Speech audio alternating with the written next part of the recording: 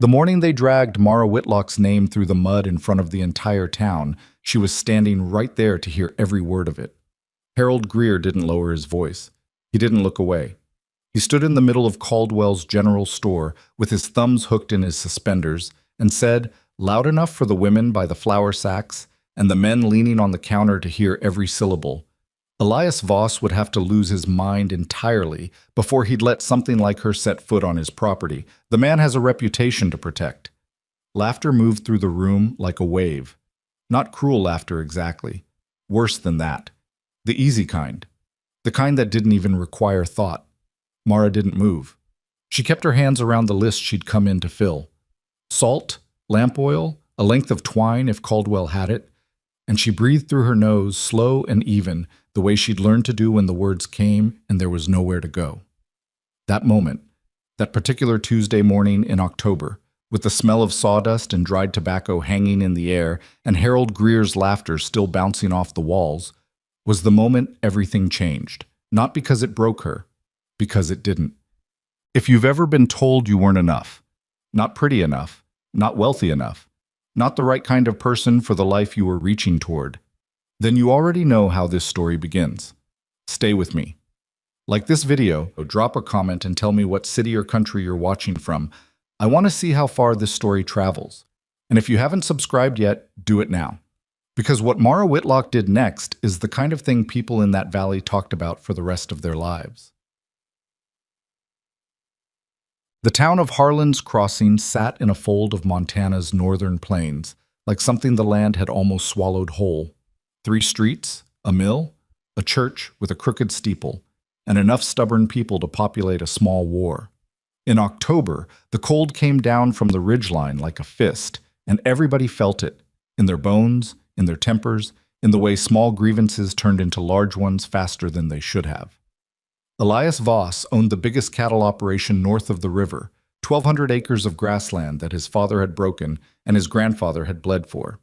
He was 41 years old, broad across the shoulders, slow to smile, and completely uninterested in what the town thought of him, except that he was also, whether he admitted it or not, entirely shaped by it. You can't grow up the son of Jonas Voss and not carry that name like a stone in your chest. His mother had died the previous spring. That was the part people didn't say out loud, but it was the part that mattered. Eleanor Voss had been the one who ran the house, managed the accounts, and kept Elias from becoming the kind of man who only knew how to give orders. With her gone, the ranch had started to fray at the edges in ways that had nothing to do with cattle or fences. There was a loneliness on the property that even the hired hands could feel. The pressure to remarry, or rather, to marry for the first time properly, in the way a man of his standing was expected to, came from every direction at once. From the pastor. From his foreman, Walt Deering, who was 63 and had no business weighing in on personal matters but did anyway. From the women at the general store who looked at Mara Whitlock that morning with their comfortable expressions and their unearned certainty about who deserved what. The candidates arrived over the course of September and into early October. That was how it worked in places like Harlan's Crossing, though no one used that word, candidates. They called it visiting. They said a woman had come to call, or stopped in to pay respects. But everyone understood what it was. First came Dolores Hatch, whose father owned the lumber mill, and who arrived at the Voss Ranch in a buckboard with 2 trunks and a parasol she held at an angle that suggested she'd practiced the angle. She had opinions about the kitchen, the wrong kind, the kind that came from never having used one, and she spent the better part of an afternoon explaining to Elias how the parlor furniture ought to be rearranged. She left after 3 days. Elias didn't ask her to go. He simply stopped responding to her suggestions, and eventually the silence became louder than anything she had to say. Then came Ruth Ainsworth, who was genuinely pretty and genuinely kind and so desperately eager to please that every conversation felt like a performance of a conversation. Elias didn't dislike her. That was the problem. He felt nothing at all, and he was old enough to know that nothing at all was not a foundation. After Ruth came Margaret Cole, whose family had money from somewhere back east, and who made it clear within the first hour that Harlan's Crossing was a temporary inconvenience on her way to something better.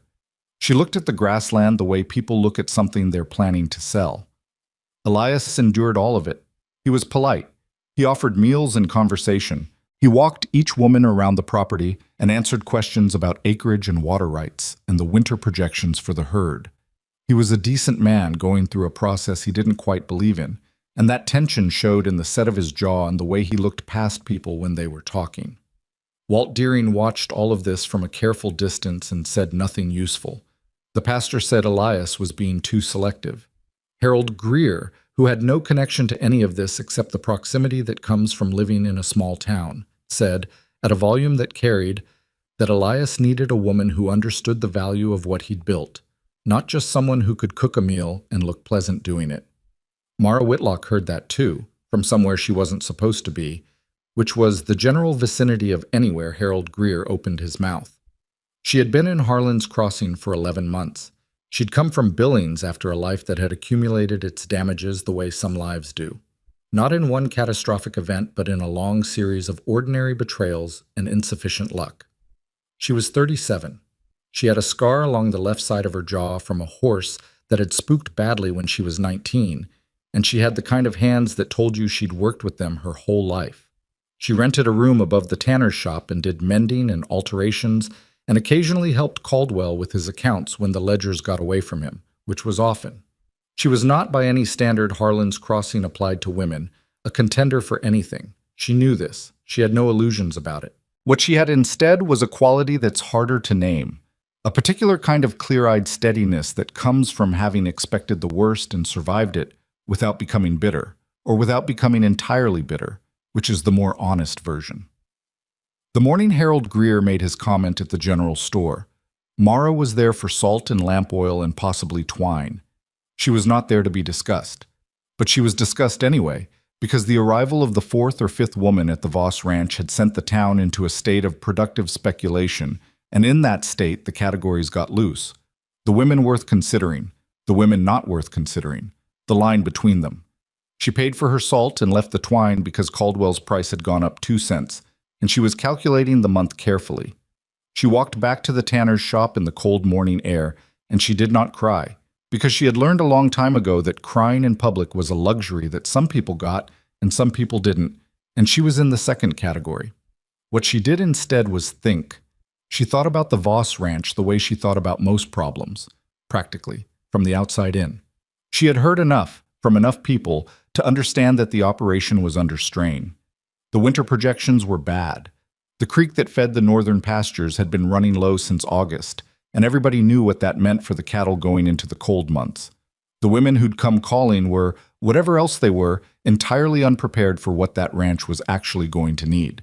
Mara had grown up on a working cattle ranch in eastern Wyoming. She had managed the accounts by the time she was 16, after her father's eyesight started going. She understood water systems and winter feed calculations and the specific mathematics of keeping animals alive through a Montana winter. She understood it not as theory, but as the things she'd done with her hands and her back and her sleep-deprived attention for years before everything had come apart.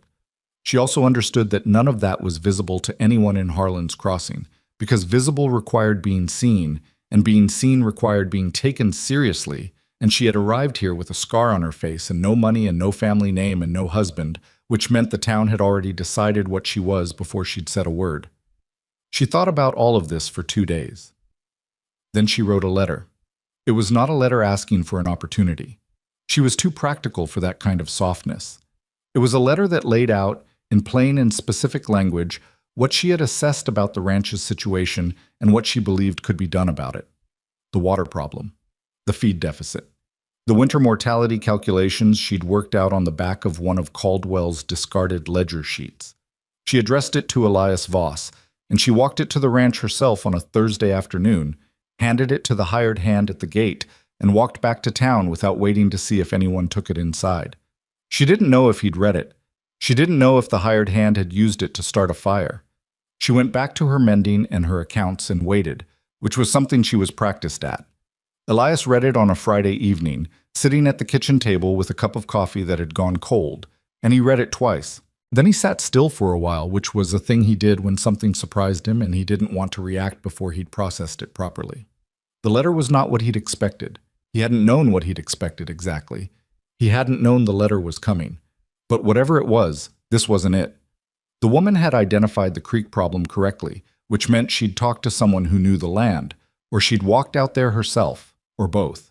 She'd laid out a feed calculation that matched almost exactly the numbers his foreman had been losing sleep over, and she'd described a potential solution to the water problem, a secondary spring she believed existed on the north slope, based on some reasoning about the topography that he found himself unable to immediately dismiss. He asked Walt Deering about her the next morning. Walt looked at him the way Walt looked at him when he was about to say something unhelpful. "The Whitlock woman," Walt said. "She's nobody, Elias. She does mending. She's got a scar." "I didn't ask you what she looks like," Elias said. "I asked if you knew anything about her." Walt knew a few things, which he delivered with the reluctance of a man who suspected the information was going to be used in a way he wouldn't endorse. She'd come from Billings. Before that, Wyoming. She'd grown up on a ranch somewhere east of Laramie, family gone now, one way or another. She kept to herself. She paid her rent on time. Caldwell liked her, which Walt mentioned as though it were a minor character flaw. Elias thought about the letter again that evening. Then he sent a note back to the tanner's shop, asking if Mara Whitlock would be willing to come and look at the North Slope. She was. She came on a Monday, dressed practically and without apology for it. Work boots, a coat that had been mended twice at the left elbow, her hair pulled back in a way that suggested function over display. She shook Elias's hand when he met her at the gate, which surprised him, and then she looked at the land the way he looked at it, like something that required understanding, not admiring. They walked to the North Slope together. She talked about the topography, about where water tended to collect and where it tended to hide, about the particular quality of the ground cover on the upper ridge that suggested something beneath it. She didn't perform her knowledge. She just used it, the way you use a tool you've been handling so long you've stopped thinking about holding it. Elias asked questions. She answered them without the tentative half-steps he'd gotten used to from people who were trying to impress him. She was direct in a way that was almost startling, not rude, but honest in the specific way that honest people are when they've stopped trying to manage other people's reactions. At one point she said, "I'm not here because I think you'd choose me. I know what the town thinks. I'm here because you have a water problem, and I think I can help you find it." He didn't say anything for a moment. Then he said, "Where do you think it is?" 20 feet east of that rock formation," she said. "Maybe 15. The runoff pattern from the upper ridge suggests there's a collection point. It'd need digging to confirm." "And if you're wrong?" "Then you've lost an afternoon and the cost of the labor," she said, "and you're no worse off than you are now." He looked at her for a long moment. She didn't look away from the ridge. "All right," he said. They dug the following Wednesday. Elias, Walt Deering, and 2 of the hired hands. Mara stood at the edge and watched the ground and told them when to shift left and when they were going too shallow. Walt said nothing, but his expression said enough. At 11 feet, they hit water. It wasn't a river. It wasn't a miracle. It was a steady, reliable seep from the underlying rock that, properly channeled, could feed the north pasture through the winter months. It was exactly what the ranch needed, and it had been sitting there for decades, invisible to everyone who hadn't known to look. Walt Deering stared at the water welling up around the shovel blade and didn't say a word. Elias looked at Mara. She was looking at the water with an expression that wasn't triumph. It was something quieter than that. The expression of someone who'd calculated a thing correctly and was simply confirming the calculation. "You were close," she said. 14 feet, not 11. He almost smiled. "I won't hold it against you." The town found out, because towns always find out. The reaction was not what you might hope for. It was not, in the main, admiration. It was the more complicated thing. The specific discomfort of people who have made up their minds about someone and then been confronted with evidence that their minds were wrong.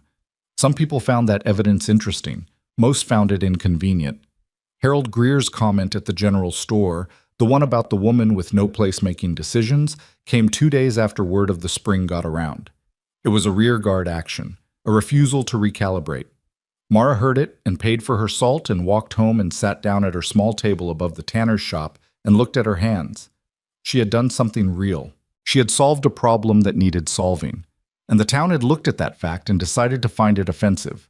She thought about leaving. She thought about it the way she sometimes thought about things that weren't going to happen, as a kind of mental exercise, a way of measuring the actual weight of a choice. She thought about where she'd go and what she'd do, and whether it would be better or only different. She sat with that for a while. Then she picked up the ledger she'd been working on for Caldwell and went back to work.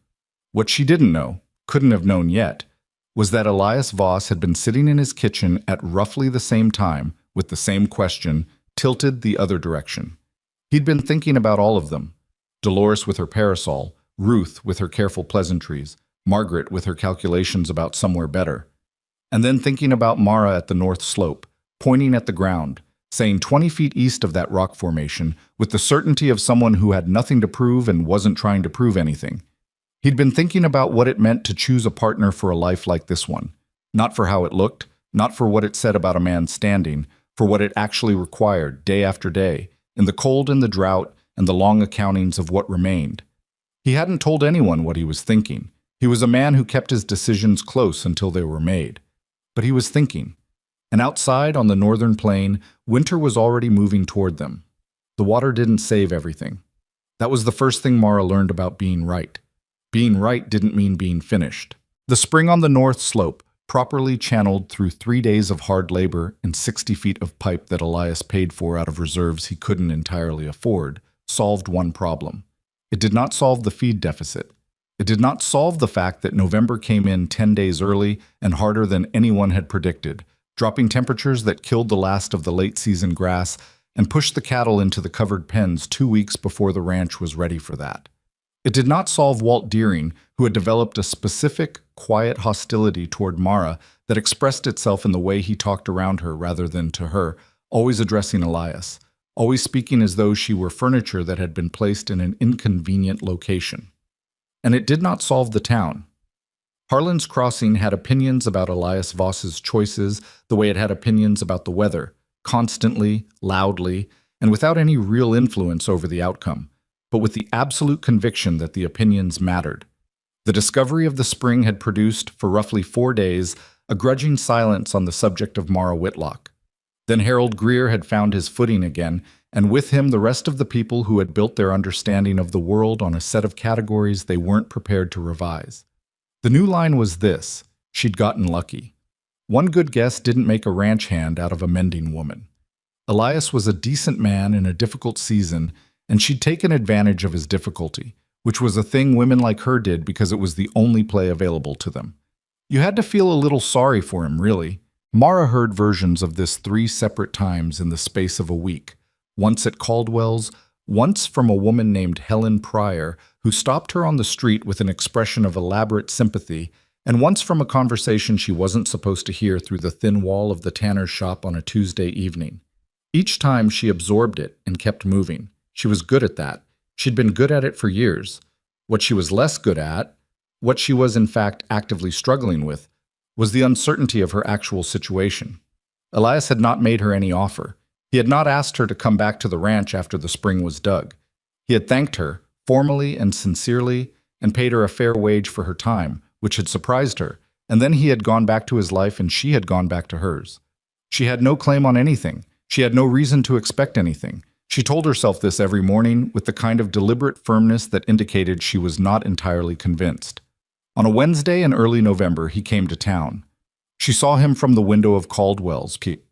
He tied up outside the hardware shop across the street and went in alone, without any of his hands, which was unusual. He was in there for a while. She bought her flour and took her time about it, which was not something she normally did, and when she came out, he was across the street loading something into the wagon bed, and he looked up and saw her. There was a moment, not a long one. He crossed the street. "Miss Whitlock," he said. "Mr. Voss." He pulled his hat off, which she hadn't expected, and held it in both hands the way men do when they're thinking about something they're not sure how to say. She waited. She was patient. She'd learned patience the hard way, which was the only way it actually stuck. "I've been thinking about the feed problem," he said finally. She looked at him. That wasn't what she'd thought he was going to say, and she adjusted quickly. "What about it?" "I'm short about 400 tons of winter hay if this cold holds the way it looks like holding. I've got some stored, but not enough. The nearest supplier is in Cutbank, and his prices have gone up since September." "They always go up in November," she said.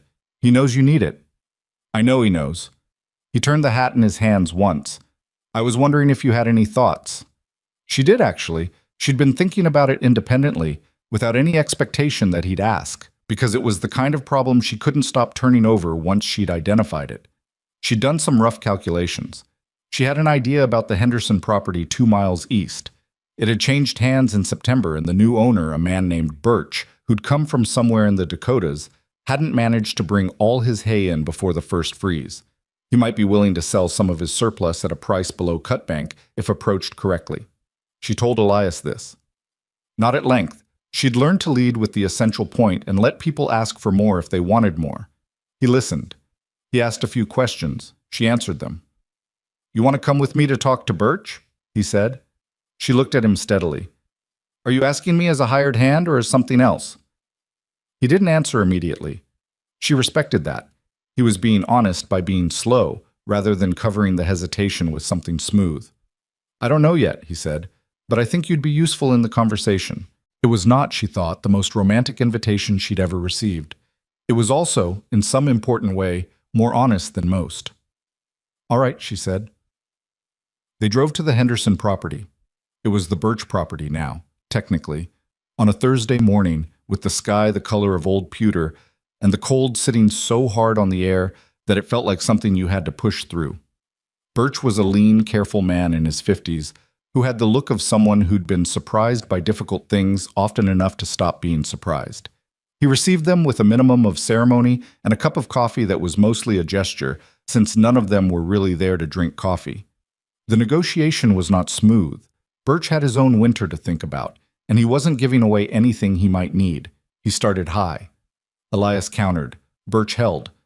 There was a silence in which the whole conversation seemed to calcify. Then Mara said, Mr. Birch, you brought in about 60% of your north field before the freeze. Birch looked at her. How do you know that? The cut line is visible from the road, she said. That hay's sitting in your west barn because you can't use it all. And you know by February, you'll be looking for a buyer anyway. We're offering you February's price right now, in November, without you having to find us. She paused. That's worth something. Birch studied her for a moment.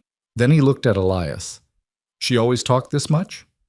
I don't know yet, Elias said, and there was something in his voice that Mara filed away without examining too closely. Birch came down. Not all the way, but enough.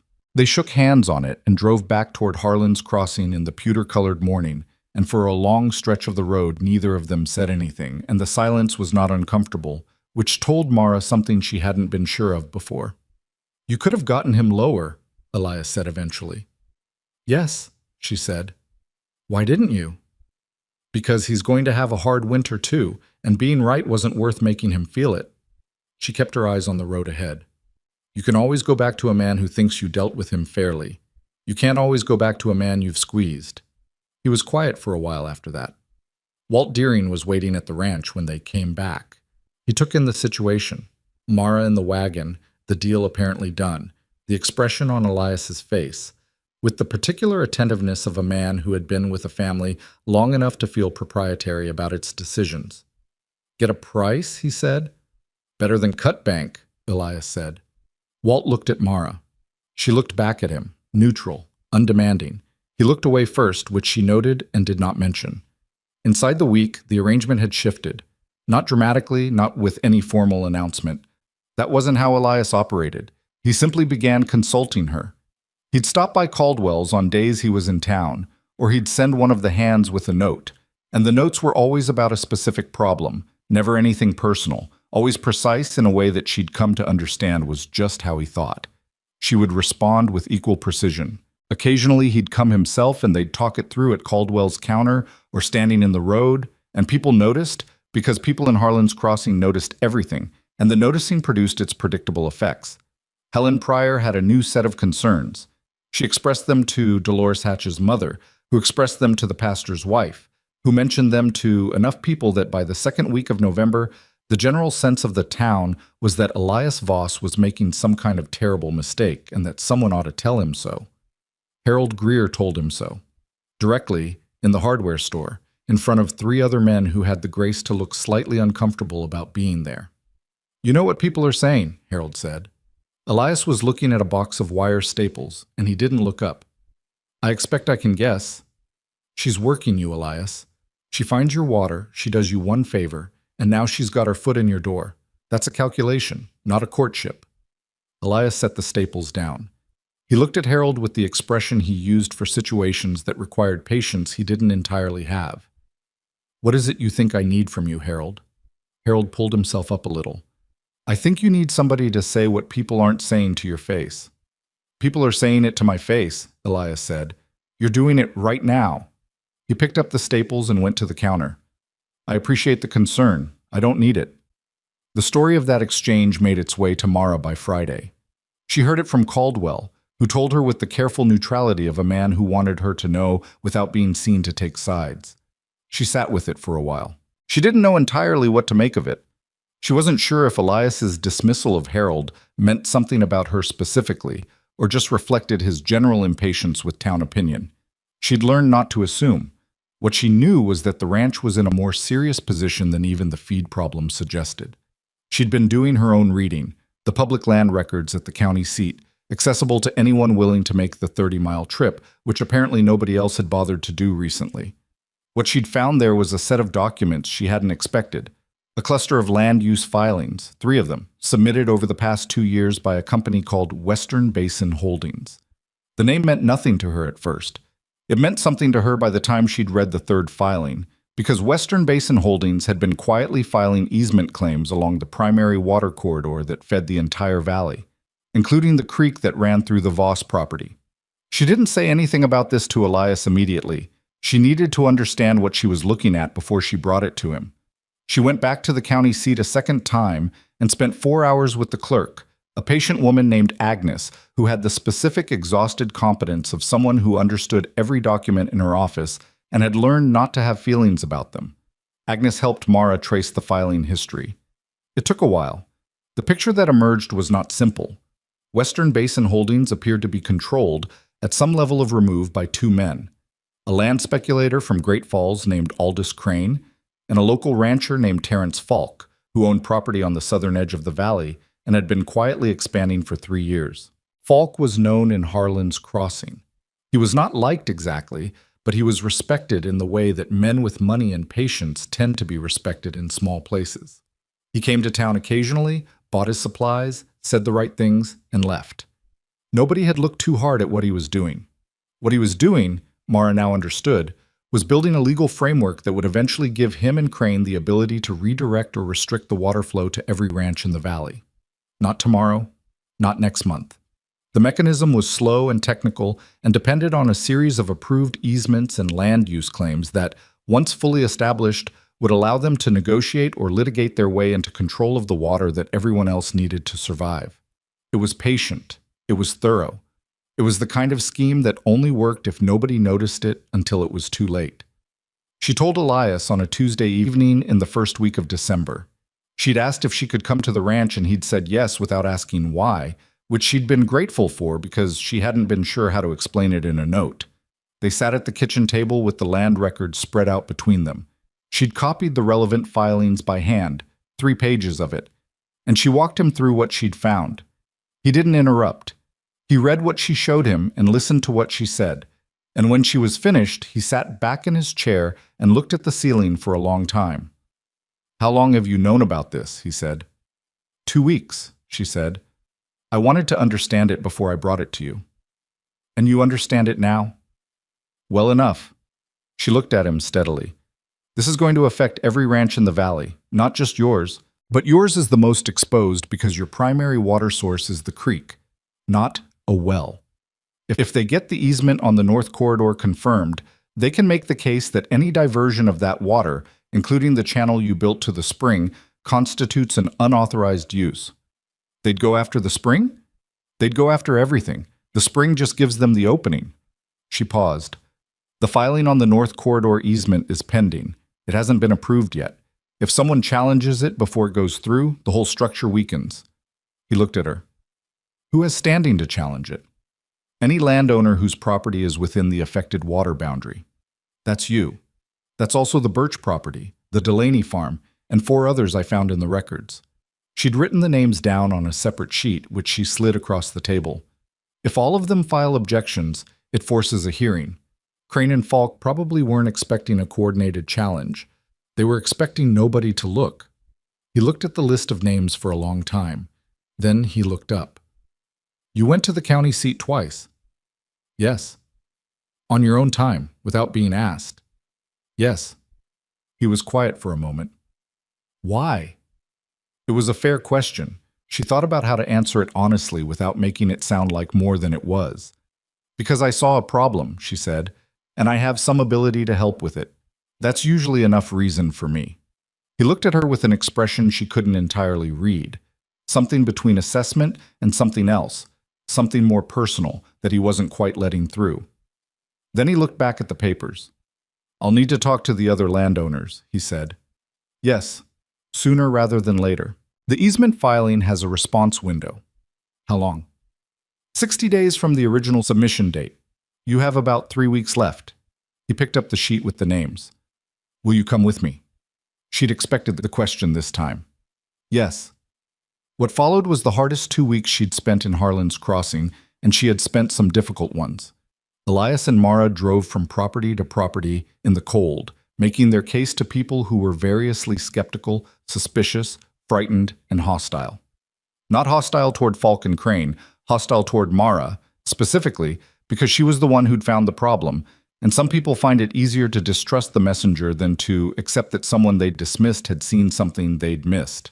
Martin Delaney, whose farm sat in the southeast bend of the valley, wouldn't talk to her at all. He spoke exclusively to Elias, addressing every response to him even when Mara asked a direct question. She let it go. She'd been let go worse. She sat at his kitchen table and laid out the documents and answered Elias's questions, which were the same questions she would have answered directly if Delaney had allowed it, and by the time they left he'd agreed to file an objection, which was the actual goal. The Birch property was easier. Birch remembered her from the hay negotiation and had apparently revised his opinion of her in a favorable direction, because he offered coffee that was actual coffee rather than a gesture, and he read every document she'd brought with a thoroughness that she appreciated. He asked good questions. She gave him the best answers she had. By the end of the second week, they had 5 objections committed and were working on the 6th. It wasn't clean. Nothing about it was clean. 3 of the landowners had spoken to Terrence Falk at some point in the past, bought cattle from him, borrowed equipment, owed him small favors, and that history complicated their willingness. 2 of them came around. 1 didn't, and she let that go too, because you can't always get everyone, and she'd learned not to let the ones who said no erase the ones who said yes. Walt Deering found out about all of it on a Thursday. He confronted Elias in the barn, where he thought Mara couldn't hear, but the barn wall was thin and she was checking the water channel on the adjacent side, and she heard every word. You're trusting a woman nobody knows with the legal future of this ranch, Walt said. You understand how that sounds? I understand that she found the problem, Elias said. She found the problem because she was digging around in county records without anybody asking her to. Why is she doing that, Elias? Why is she spending her own time on our business? There was a pause. Mara kept very still. I've asked myself that, Elias said. I don't think the answer is what you're implying. You don't know what her angle is. I don't know what anybody's angle is, Elias said. I know what she's done and I know what she found, and I know that without her we wouldn't have the spring, and we wouldn't know about Falk's filings, and I'd be spending the winter watching something get done to this ranch without understanding what it was. His voice was level, but there was something underneath it, something that wasn't anger exactly, but was in the same neighborhood. So what I'd like, Walt, is for you to decide whether you're going to help or whether you're going to stand here and tell me reasons not to trust the one person who's actually been useful. Silence. I'll look at the east fence line, Walt said finally. Good, Elias said. Mara stayed where she was until Walt's footsteps receded. She felt something she hadn't expected to feel. Not satisfaction exactly, not relief. Something closer to the feeling of ground under her feet after a long stretch of uncertain terrain. Something solid. But she was too careful to call it safety yet. She'd learned not to name things before they'd proven themselves durable. The objections were filed on a Friday, 4 days before the window closed. Agnes at the county clerk's office confirmed receipt of all 5 and sent Elias a formal notice of the response period. Crane and Falk would be notified of the challenge. A hearing would be scheduled for the spring. When the confirmation came, Elias read it at the kitchen table and then set it down and looked at Mara across the table. "We bought time," she said. "We did. It's not over. They'll bring lawyers, better ones than the county can provide." "I know." He looked at the paper again. "I know a man in Helena. A good one. You should contact him soon." "I will." He set the paper down. He seemed to be working towards something, the way he always did. Slow, deliberate, not speaking until the words were the right ones. "I owe you more than I've paid you," he said. She shook her head. "You don't owe me anything." "Mara." It was the first time he'd used her first name, and it landed differently than she'd expected. "I'd like you to stay on. Not as a hired hand, not as a consultant." He paused. "I don't want to misrepresent what I'm saying, so I'm going to say it plainly.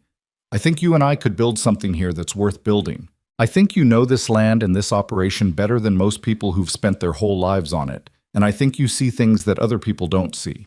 I don't want to waste that." He looked at her directly. "I'm not saying anything romantic because I don't think that's the right thing to put in front of the practical question. The practical question is whether you'd consider making this arrangement permanent." It was not, she thought again, the most romantic proposal she'd ever heard. It was also, again, more honest than most. She looked at the table. She looked at the confirmation letter.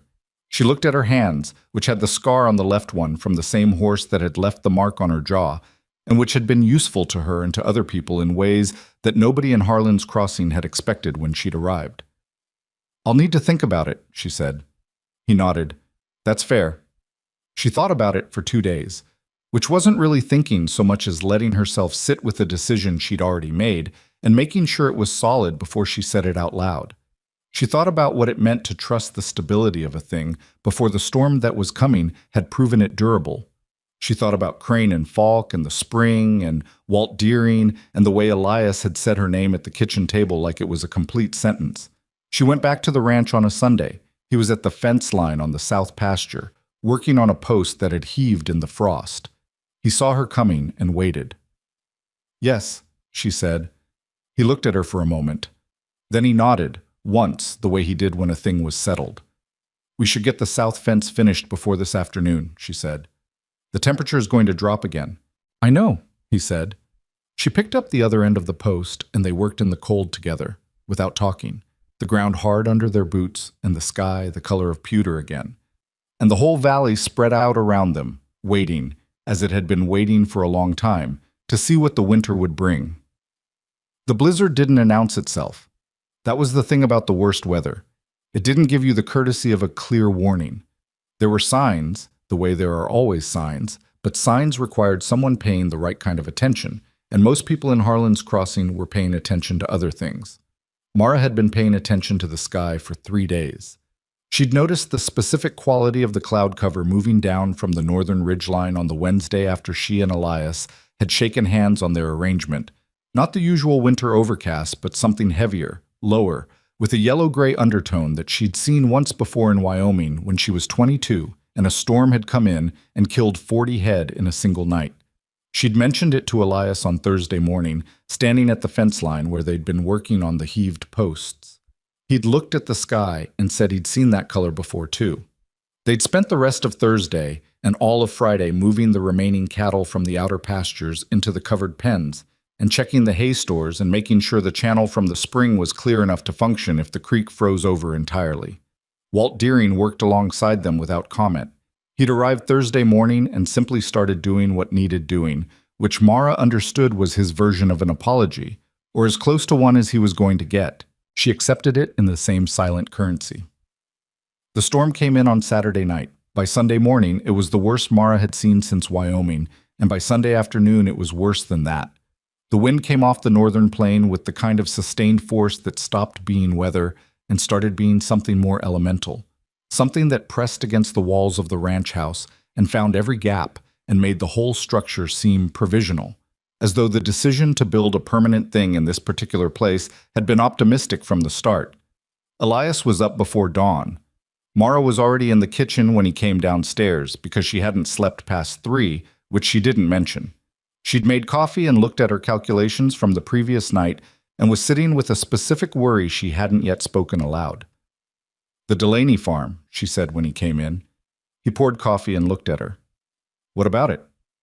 Their south barn has a structural problem. Martin mentioned it when we were there.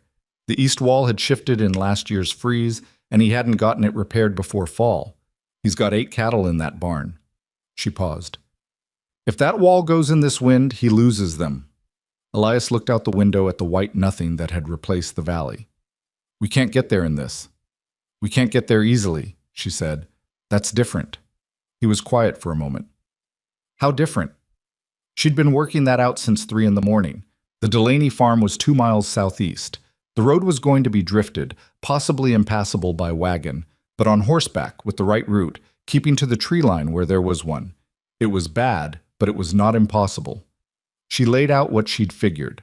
He listened without interrupting. That's a bad ride in this, he said when she finished. Yes. You're not suggesting we go now. I'm suggesting we don't wait until the barn collapses, she said. Martin is 64 years old and his son moved to Billings 2 years ago. There's nobody out there but him and his wife. Elias looked at the window again. The wind hit the glass in a gust that made it flex in the frame. He set down his coffee. Let me get my coat, he said. They took 2 horses and went southeast along the tree line, single file, Mara in front, because she'd studied the route, and Elias trusted that. And the ride was bad in the specific way that bad things are when you've committed to them. Not frightening so much as demanding, requiring every bit of attention and leaving nothing over for anything else. The wind drove the snow sideways, and the cold had a quality that went past uncomfortable into something that felt like a decision the landscape was making about whether to allow them to continue. They kept moving. The horses were good. Elias's animals were well chosen, another thing she'd noted about him. And they read the ground under the snow with the kind of animal intelligence that had kept working horses alive in hard country for generations. They found the Delaney farm with the east wall of the south barn already leaning at an angle that said it had maybe 6 hours left, possibly less depending on whether the wind shifted. Martin Delaney came to his door when he heard the horses and stared at them with an expression Mara had never seen on his face before, which was the expression of a man who had been expecting to face something alone and had just been told he didn't have to. He looked at Elias, and then he looked at Mara, and then he looked back at Elias, and whatever he'd been prepared to say didn't come out. What came out instead was, the east wall's been going since yesterday. We know, Elias said. That's why we're here. They shored up the east wall with timber from Martin's woodpile and 3 lengths of rope and a technique Mara described while the 2 men executed it, because she'd seen it done in Wyoming, and she understood the principle, even if her hands were too cold to be useful with the rope. Martin's wife, a small, capable woman named Edna, who had the look of someone who'd survived 40 years of Montana winters by refusing to be impressed by them, brought them something hot in a tin cup that might have been coffee or might have been something stronger, and Mara drank it without asking which. The wall held. They stayed 2 hours until they were satisfied the structure was stable enough to last the storm out. When they left, Martin Delaney walked them to the horses, and he looked at Mara directly for the first time since she'd known him. I owe you, he said. Not to Elias, to her. You filed the objection, she said. We're even. She saw something move across his face, not quite shame, but adjacent to it. The particular expression of a man recalibrating something he'd believed for a long time. She didn't press it. There was no point pressing it. What mattered was that the cattle were alive and the wall was standing, and they had 2 miles to ride back in the worst storm of the decade. The ride back was harder than the ride out, because the wind had shifted and was now coming directly at them, and the drifting had gotten worse in the 2 hours they'd been inside. Mara's left hand, the scarred one, had gone past cold into the numb territory that required active monitoring, and she kept flexing the fingers inside her glove at intervals, checking that she still had control of them. Elias rode closer behind her, closer than he needed to for navigation, and she understood that he was watching her the way she was watching her own hand, with a specific practical concern that was also something else underneath. They made it back. The horses were blown, and the riders were not much better. Walt met them at the barn door with an expression that was mostly relief underneath the disapproval, and he took the horses without being asked. Inside the ranch house, standing at the kitchen stove with the heat coming back into her hands. In the painful way heat comes back into extremities that have been too cold, Mara heard it. Not the wind. She'd been hearing that for hours. Something else. a sound from the direction of the north pasture, carrying even through the noise of the storm. She went to the window and couldn't see anything through the white, but the sound came again, and she turned to Elias. "That's cattle," she said. He was at the window immediately. "The north pen gate. Did you check the latch this morning?" Walt checked it. He was already moving toward his coat. "The latch has been loose for 2 weeks. I told him." He stopped. Mara was already putting her coat back on. "Elias." Walt appeared in the kitchen doorway, and the look on his face confirmed it. "The north pen. I thought I secured it, but the wind might have—" "How many head?" "All of them. 18. 18 cattle loose in a blizzard was not a recoverable situation if you waited. The animals would drift with the wind, which was the southeast now, which meant they'd drift toward the creek ravine. And if they went into the ravine in this visibility, they were dead animals, and there was nothing to be done about it. Mara had her coat on and was reaching for her gloves. "You just came in," Elias said. "I know what I just did," she said. He looked at her for one moment, then he pulled his own coat back on. They went out. Elias, Mara, Walt, and 2 of the hired hands named Cass and Pete, who had been sheltering in the bunkhouse and came out without being asked when they heard the commotion. 5 people in a Montana blizzard looking for 18 cattle that didn't want to be found, in the dark, and the wind, and the white that swallowed distance whole. Mara went southeast because that was where the wind was pushing things. She went by feel and by memory. She'd walked this land enough times in the past weeks that she had a rough map of it in her head, not detailed but functional. She knew there was a natural windbreak about a quarter-mile southeast, a stand of cottonwoods along a dry gully that had been dry since August, and she thought the cattle, confused and cold, might have pressed up against it the way animals do when they're looking for anything solid. She was right, partly. She found 11 of them there, huddled against the cottonwoods in a miserable, steam-breathing mass. She got behind them and started working them back northwest, which was against the wind and against what they wanted to do. And it was the loneliest 20 minutes she could remember spending, just her and 11 frightened cattle in the white noise of the storm, using her body and her voice to argue them in the right direction. The other 7, Elias found on the edge of the ravine. He found them because he knew his land the way she knew it, or better, from a different angle, the angle of a man who'd grown up on it, who'd ridden every fence line and walked every watercourse since he was a boy. He got to the ravine edge ahead of them and turned them back before any of them went over, though 2 of them went to their knees on the ice at the edge, and he had to get off his horse and put his body between them and the drop, which was not something she found out about until later, when Cass mentioned it without emphasis, as though it were a minor detail. They got all 18 back. It took the better part of 3 hours, and it was nearly midnight by the time the North Penn Gate was secured with a proper mechanism, not the loose latch, because Walt fixed it himself in the dark with a flashlight held in his teeth, and something that looked like contrition in the set of his shoulders. Inside the ranch house afterward, with the 5 of them standing around the kitchen stove dripping melted snow onto the floor, nobody said much for a while.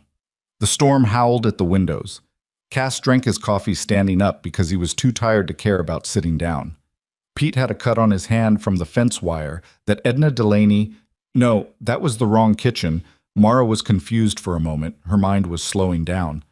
That Mara wrapped with a strip of clean cloth from the shelf by the sink. "You need to sleep," Elias said to her quietly, from close enough that the others probably couldn't hear. "In a bit," she said.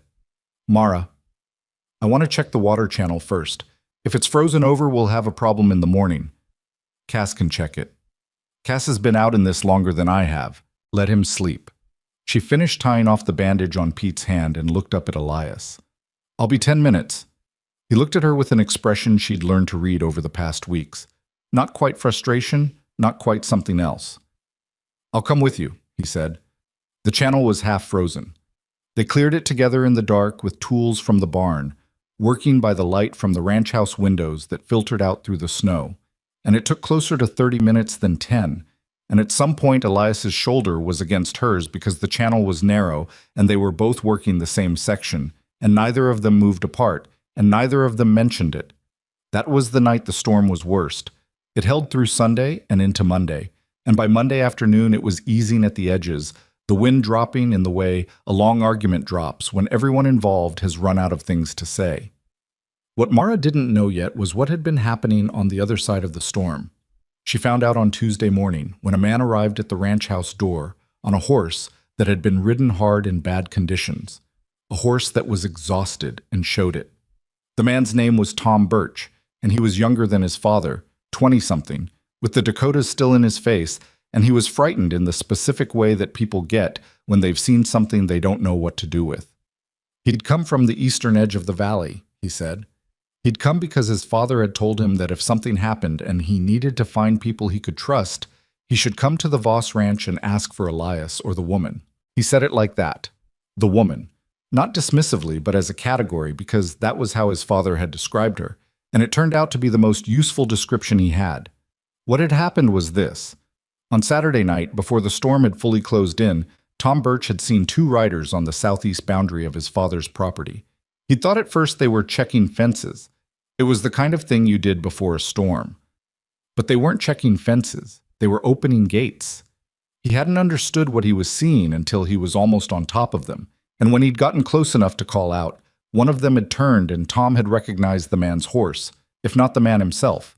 A particular gray with a distinctive blaze that he'd seen before, twice, in the yard outside Terrence Falk's property. He'd pulled back. He hadn't confronted them.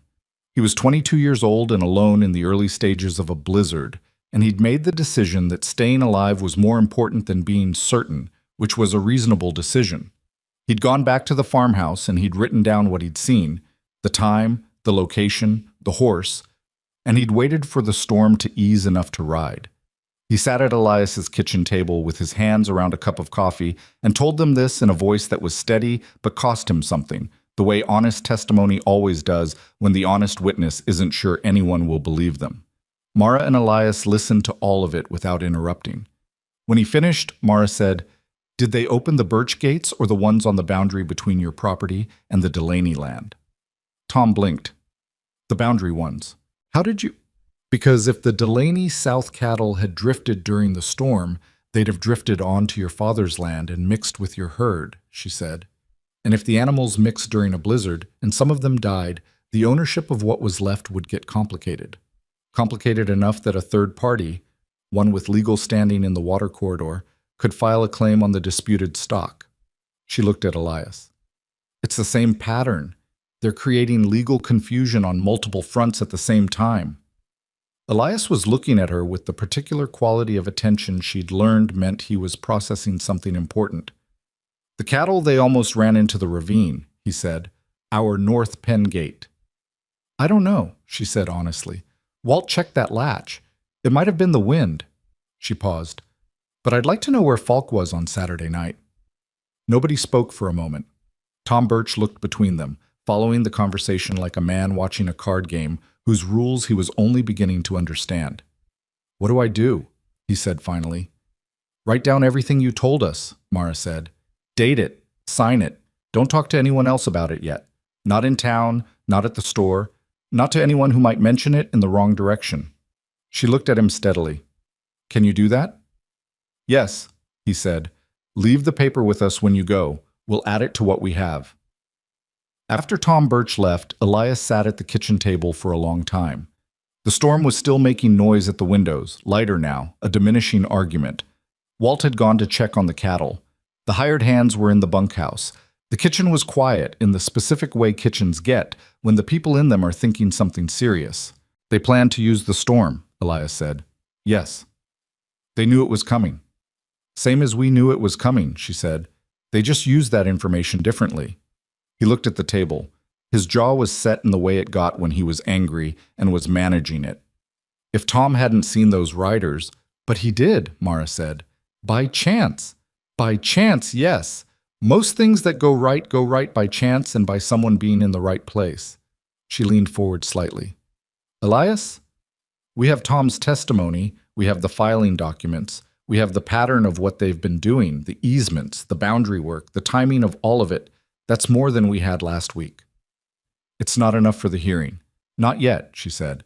"But the hearing is in spring. We have time to make it enough." She paused.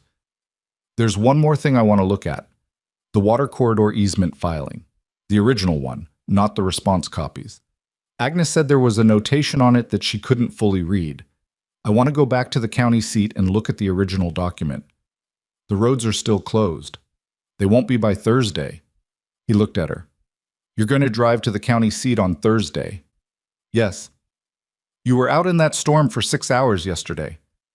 I know how long I was out, she said mildly. He made a sound that wasn't quite a laugh and wasn't quite exasperation and was somewhere in the middle, a human sound, the sound of a man who'd expected to need to argue and found himself unable to construct the argument. I'll drive you, he said. You don't need to. I know I don't need to. She looked at him. All right, she said. They went Thursday, as she'd said. The roads were bad but passable, the storm having left the landscape rearranged, drifts in places that had been clear, bare patches where the wind had scoured everything down to the frozen earth. They drove in the early cold with the sun low and white on the snow, and neither of them talking much, which was a comfortable silence now, the kind that comes from having been through several difficult things together in a short span of time. Agnes was at the county clerk's office, as she always was, with her exhausted competence and her thorough knowledge of every document in her care. She retrieved the original easement filing without being asked to explain why someone wanted to look at it, which was another thing Mara appreciated about her. The notation was in the margin of the third page. It was small and partially smudged, as though written in haste or in conditions not ideal for writing, and it took Mara 20 minutes with Agnes's magnifying glass to work out what it said. What it said was a name. Not Crane. Not Falk. A third name, written in different handwriting from the rest of the document. A notation added after the fact, possibly by someone reviewing the filing, possibly by someone who'd wanted to record something they'd noticed and hadn't known what to do with. The name was Aldous Crane's attorney of record, a man named Pruitt, based not in Great Falls but in Helena. Mara knew that name from somewhere, and it took her a moment to place it, and when she placed it, her stomach did a quiet, cold thing that had nothing to do with the temperature outside. Pruitt was also the attorney who had filed, 3 years ago, a separate easement claim on a water corridor in the Milk River Basin, 200 miles north. That claim had been challenged and had failed, but not before it had tied up water rights for 14 months and forced 2 small ranches out of operation. Not through violence, not through obvious malfeasance, but through the slow suffocation of legal delay and financial exhaustion. She knew about it because she'd been in that basin. Not at the time of the filing, before it. She'd worked on one of the ranches that had later been affected. She'd left before the worst of it, for reasons that had nothing to do with Pruitt or Crane, but she'd heard from people she'd known there what had happened. She'd heard, and she'd filed it away, the way she filed things away, without knowing it would matter. It mattered now. She sat back from the magnifying glass and looked at Agnes, who was watching her with the careful neutrality of someone who was very good at not reacting to what she observed in her office. "Can I get a copy of this page?" Mara said. "The original, if possible, or the best reproduction you can make." "I can have it for you tomorrow," Agnes said. "We'll come back tomorrow," Mara said. She told Elias in the wagon on the way back to Harlan's Crossing. She told him all of it, the Milk River Basin, Pruitt. The pattern she now understood wasn't isolated to the valley. He listened, and she could feel the quality of his listening change as she went, the way it changed when something shifted from a problem with a local solution to something larger and more deliberate. When she finished, he was quiet for a mile. "They've done this before," he said. "At least once that I know about, probably more." "And nobody stopped them." "The challenge failed," she said. "But it failed because the ranchers didn't coordinate in time and didn't have documentation of the pattern. They only knew what was happening to them, not what Pruitt and Crane had done elsewhere." She looked at the road ahead. "We know both." Another mile of silence. The low sun was hitting the snow in a way that made the whole landscape look like something hammered out of pale metal. "The Helena attorney you mentioned," she said. "The one you know. Is he good?" "He's good," Elias said. "Does he know anyone in the Milk River district? Anyone who was involved in the challenge up there?" Elias thought about it. "Possibly. I can ask." "Ask soon," she said. "If we can get testimony about the Milk River filing, documents, names, anything that shows the pattern, we go into that hearing with something different than a local dispute. We go in with evidence of a method." He looked at her sideways, briefly, the way he did sometimes when she'd said something he was still working out the full weight of. "You've been thinking about this since the county seat." "I've been thinking about it since Agnes handed me the magnifying glass," she said. He made the sound again. the one that wasn't quite a laugh. How long have you had that name in your memory, Pruitt? She considered. 5 years, roughly. I didn't know I was keeping it. But you kept it. I keep most things, she said. I never know what's going to be useful. He was quiet for a moment. Then he said, Mara, whatever they try in the spring, whatever lawyers Crane sends and whatever arguments they make about the easements, you understand that what you've built here, what you've put together, is going to hold up. She looked at the road. I don't know that yet. I do, he said. And the certainty in his voice was not the performed certainty of a man trying to reassure. It was the kind that came from having evaluated a thing carefully and arrived at a conclusion he trusted. She recognized the difference. She didn't say anything for a while. The ranch came into view on the right, the barn roof barely visible above the snow line, the light from the house windows amber in the fading afternoon. It looked, she thought, like a thing worth protecting, like a thing that had earned the right to still be standing. Her hands in her lap were cold again, the left one aching at the scar line the way it always ached in serious cold. She flexed the fingers slowly. We'll need to write everything down tonight, she said. All of it. The Milk River connection, Tom's testimony, the notation, in order. So when we contact your attorney, there's a complete record to hand him. Tonight, Elias said. Yes. They turned into the ranch lane and the horse's breath came in clouds in the cold air, and the barn door was standing open, where Walt had been working inside, a yellow rectangle of lamplight in the white and gray of the late afternoon. Somewhere in the north pasture, the cattle made their ordinary sounds, alive and accounted for, behind a gate that was now properly latched. Mara climbed down from the wagon and her boots found the frozen ground and held. There was still the spring hearing to survive. There was still Crane and Falk and Pruitt and whatever they'd bring to bear when they understood that this valley had stopped behaving like the ones before it. There was still Walt's complicated adjustment to the new reality, and Martin Delaney's and the town's. Harold Greer was still in Harlan's Crossing, and he wasn't finished. There was still the fact that she and Elias had shaken hands on something permanent without fully exploring what permanent meant, and that conversation was waiting somewhere ahead of them, patient as the spring thaw. But tonight there was work to do. Documentation to write, and a fire to build, and a record to assemble that was, she believed, solid enough to stand on. She went inside. The document they assembled that night ran to 11 pages. Mara wrote it longhand at the kitchen table while Elias read back the relevant details from the copies she'd made at the county seat. And Walt sat in the chair by the stove, not participating but also not leaving, which she'd come to understand was his way of indicating that he was on their side without having to say so in words. The fire burned low, and they fed it twice, and by the time they were finished, it was past midnight, and the lamp oil was getting low, and the document was as complete as she could make it with what they currently had. She read it back once, slowly, checking the logic of it. The pattern was there. The Milk River connection was there, framed carefully. She'd written it as documented parallel methodology rather than proven conspiracy, because she understood the difference between what she believed and what she could demonstrate, and the distinction mattered enormously in a legal context. Tom Birch's testimony was there, dated and attributed. The notation from the original easement filing was there, with a reference to the reproduction Agnes would have ready in the morning. It's good, Elias said when she finished reading. It's a start, she said. Your attorney needs to tell us what else he needs. I'll write to him tomorrow. Telegraph is faster. Does Caldwell's office have a line? Harlan's Crossing has had a telegraph since 1887, Walt said from the chair by the stove, with the mildly offended tone of a man whose town was being underestimated. Mara looked at him. I didn't know. You haven't been here long, he said, and there was something in the way he said it that was not unkind. Not warm exactly, but not the thing it had been before.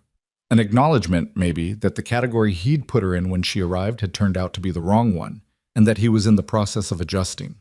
She didn't make anything of it. She just nodded and capped the ink and set the document in order and went to bed, and she slept without dreaming, which was unusual for her and which she attributed to exhaustion. The telegraph to Elias's attorney in Helena went out the next morning. His name was Conrad Farrell, and he telegraphed back inside of 4 hours, which told Mara something useful about him. He was either very efficient or very interested in the case, and either quality was what they needed. The reply was short and to the point. He wanted the full document by post, the original notation copy from Agnes, and a meeting with Elias and Helena no later than the third week of January. Elias read the telegram and handed it to Mara without comment. 3 weeks, she said. That's enough time. It's enough time if nothing else happens, she said. Something else happened on the following Saturday. Terence Falk came to the Voss Ranch. He came alone, which was either confidence or calculation, and he came in the middle of the morning when the sky was clear and the cold was the dry, functional kind rather than the dangerous kind. He tied his horse, not the gray with the blaze, a different horse, a bay, at the gate, and he knocked at the door with the self-possession of a man who considered himself a peer making a social call. Walt opened the door. Mara was in the kitchen working on the feed calculations for the rest of the winter. She heard Falk's voice in the entry, and she stayed where she was. Falk was 50, or close to it. She'd seen him from a distance twice in Harlan's Crossing, but never this close. He had the kind of face that was arranged for reasonableness, open, patient, with lines around the eyes that suggested he laughed often, though she'd reserved judgment about what he laughed at. He shook Elias's hand in the entry with the ease of a man who'd shaken a great many hands and understood its social mechanics. "Elias," he said, "I hope I'm not interrupting." "Come in," Elias said. His voice was level. Mara knew that particular level. It was the voice he used when he was paying close attention. They went to the sitting room. Mara stayed in the kitchen.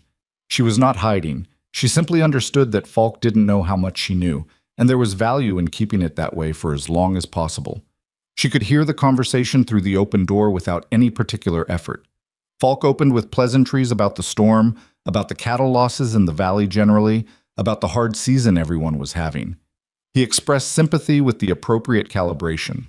Not too much, not too little, just the right amount to establish goodwill without tipping into performance. Then he said, "I wanted to talk to you about the easement objections." Elias said nothing. Falk continued, "I understand you filed, along with a few of the other properties. I don't have any quarrel with that. That's every man's right under the law. What I wanted to do was come to you directly and explain what Western Basin Holdings is actually trying to accomplish, because I think there's been some misunderstanding." "All right," Elias said, "explain it." Falk's explanation was smooth and it was detailed and it was, Mara thought, listening from the kitchen, very well prepared. "The easement filings," he said, "were not intended to restrict anyone's water access.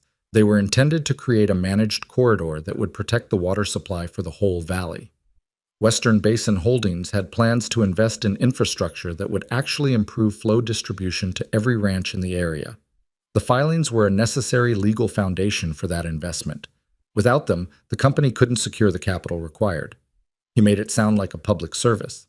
He made it sound so much like a public service that, if she hadn't spent weeks reading the actual filing documents, if she hadn't traced Pruitt's history in the Milk River Basin, if she hadn't been the person who'd identified what was actually being constructed, she might have found it genuinely difficult to sit with the certainty that he was lying. "That's a generous interpretation of the filings," Elias said. "It's the accurate one," Falk said pleasantly. "What happened to the infrastructure investment in the Milk River Basin?" A pause. Not a long one. Falk recovered quickly, but it was there. "I'm not familiar with that particular project. The one that Aldous Crane and a Helena attorney named Pruitt ran 3 years ago," Elias said. "The easement claim on the water corridor up there. The one that tied up water rights for 14 months and put 2 ranches under." The silence that followed was different from the pause. It had weight to it. "I don't know what you're referring to," Falk said. His voice had changed in a way that was subtle and unmistakable. The pleasantness was still there on the surface, but something underneath it had shifted into a different register. "But I think someone has been giving you inaccurate information about our operations." "Maybe," Elias said. "The hearing will sort it out." "The hearing doesn't need to happen," Falk said. "That's what I'm trying to tell you. If you and the other objectors are willing to withdraw, Western Basin can present the actual plan to everyone involved, and we can work something out that's beneficial to the whole valley. Going to a hearing benefits no one. It costs money, it takes time, it creates conflict in a community that doesn't need any more of that right now." "I appreciate the concern," Elias said. "I'll think about it." "I hope you will."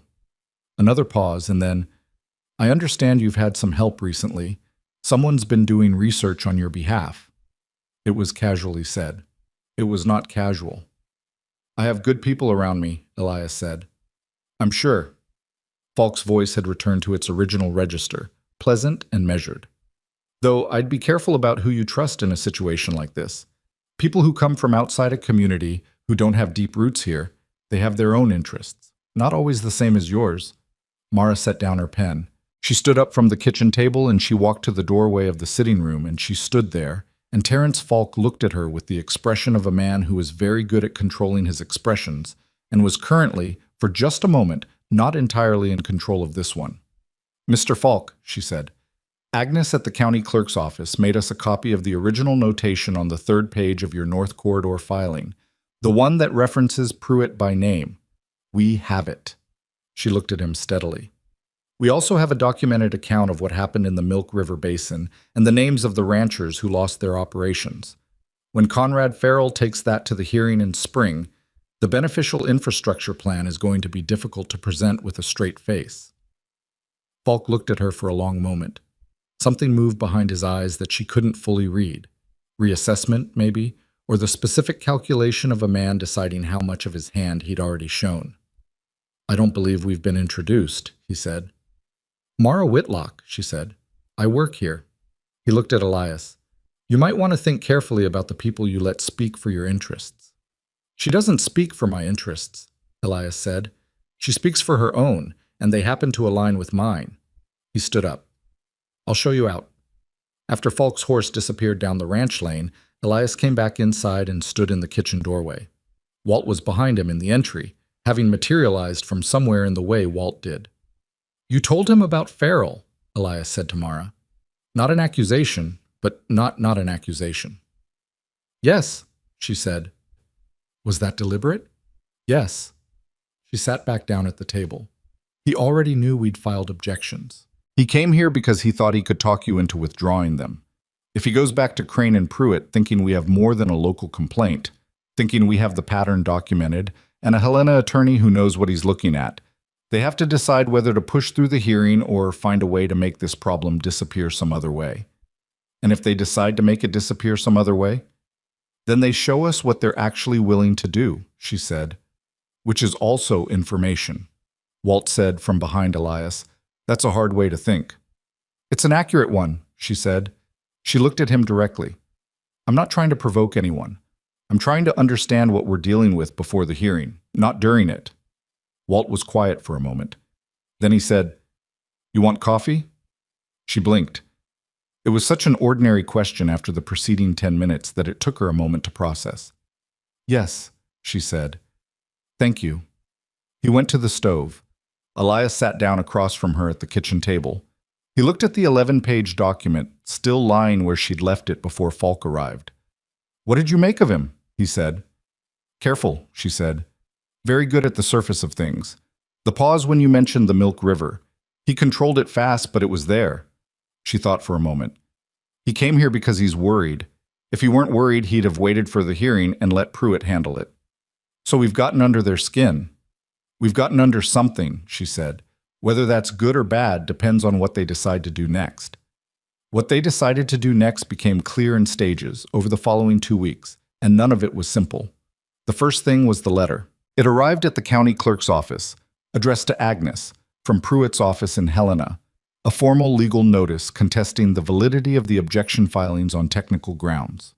The grounds were thin but not trivial, a question of whether the objectors had standing under the specific language of the easement statute, which was old enough and imprecise enough that a skilled attorney could argue it either way. Agnes sent a copy to Elias without being asked, which told Mara that Agnes had formed her own views about the situation and had decided to act on them in the limited way available to her.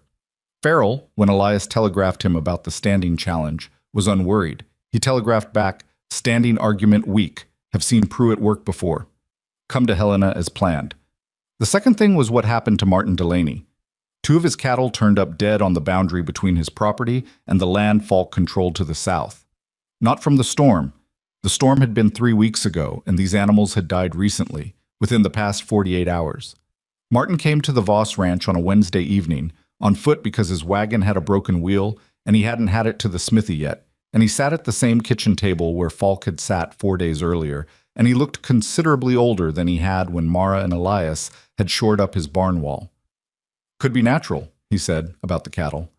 Both of them were older animals. Could be, Elias said. But you don't think so, Mara said. Martin looked at her.